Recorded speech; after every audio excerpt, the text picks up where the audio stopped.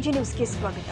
ರಾಜ್ಯದ ಜನರಿಗೆ 40% ಸುಳ್ಳು ಹೇಳಿ ಅಧಿಕಾರಕ್ಕೆ ಬಂದ ಮುಖ್ಯಮಂತ್ರಿ ಸಿದ್ದರಾಮಯ್ಯ ಅವರು 100% ಭ್ರಷ್ಟರಾಗಿದ್ದಾರೆ. ಕಳೆದ 18 ತಿಂಗಳ ಕಾಂಗ್ರೆಸ್ ಸರ್ಕಾರದ ಅವಧಿಯಲ್ಲಿ ದಿನನಿತ್ಯ ಒಬ್ಬರಲ್ಲ ಒಬ್ಬ ಮಂತ್ರಿ ಲೂಟಿ ಹೊಡೆಯುತ್ತಿದ್ದಾರೆ ಎಂದು ಪ್ರತಿಪಕ್ಷ ನಾಯಕ ಆರ್ ಅಶೋಕ್ ಹೇಳಿದ್ದಾರೆ.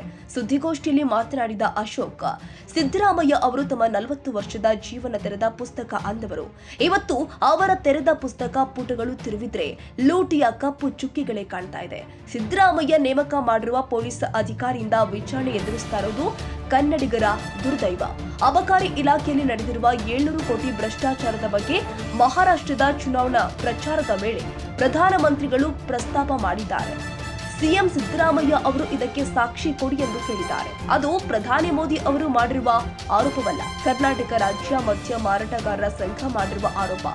ಮದ್ಯ ಮಾರಾಟಗಾರರ ಸಂಘ ಬರೆದಿರುವ ಪತ್ರವನ್ನ ಒಮ್ಮೆ ಮುಖ್ಯಮಂತ್ರಿಗಳು ತರಿಸಿಕೊಂಡು ಓದಬೇಕು.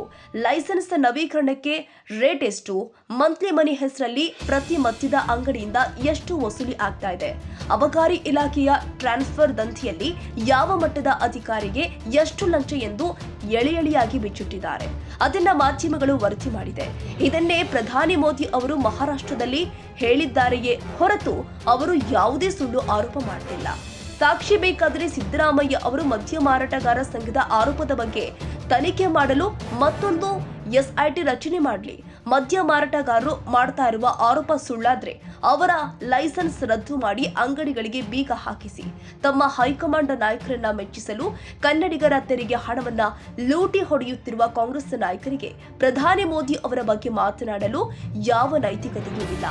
ಗುತ್ತಿಗೆದಾರ ಸಂಘದ ಉಪಾಧ್ಯಕ್ಷ ಅಂಬಿಕಾಪತಿ ಅವರು ಬಿಬಿಎಂಪಿಗೆ ಸಂಬಂಧಪಟ್ಟಂತೆ ಮಾಡಿದ್ದ 40% ಕಮಿಷನ್ ಆರೋಪಗಳು ಶುದ್ಧ ಸುಳ್ಳೆಂದು ಲೋಕಾಯುಕ್ತ ತನಿಖಾ ಅಧಿಕಾರಿಗಳು ಸಲ್ಲಿಸಿರುವ ವರದಿಯಲ್ಲಿ ಬಹಿರಂಗವಾಗಿದೆ. 40% ಕಮಿಷನ್ ಆರೋಪ ಕಾಂಗ್ರೆಸ್ನ ಟೂಲ್ ಕಿಟ್ ಎಂಬುದು ಈಗ ಸಾಕ್ಷಿ ಸಮೇತ ರುಜುವಾತಾಗಿದೆ ಎಂದಿದ್ದಾರೆ ಆರ್ ಅಶೋಕ್. ಕನ್ನಡಿಗರ ಮೆಚ್ಚಿನ ನಿಮ್ಮ ಎಜೆ 24/7 ನ್ಯೂಸ್ ಕನ್ನಡ ವಾಹಿನಿ ಇದೀಗ ಟಿವಿಯಲ್ಲಿ ಲಭ್ಯ. ವೇಳೆ ನೋಟಿಸ್ ಕೊಟ್ಟಿದ್ರೆ ವಾಪಸ್ ತಗೋತೀವಿ. ಇವತ್ತು ವಕ್ಫ್ ಪ್ರಾಪರ್ಟಿ ಅಂತೇಳಿ ಬರ್ತದೆ ಅಂತ ಹೇಳಿದ್ರೆ ರೈತರ ಬೀದಿಗೆ ಬಂದ್ರೆ ಏನ್ ಮಾಡ್ಬೇಕಾಗುತ್ತೆ? ಯಾರು ವೋಟ್ ಹಾಕಿಲ್ಲ ಅಂದ್ರೆ ಗ್ಯಾರಂಟಿನೆಲ್ಲ ಸ್ಟಾಪ್ ಮಾಡ್ಬಿಡ್ತೀವಿ.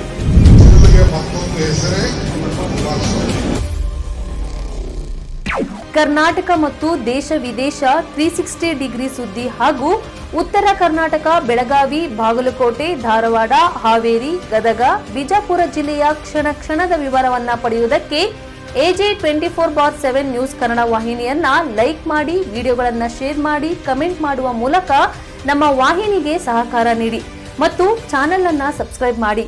ಧನ್ಯವಾದಗಳು.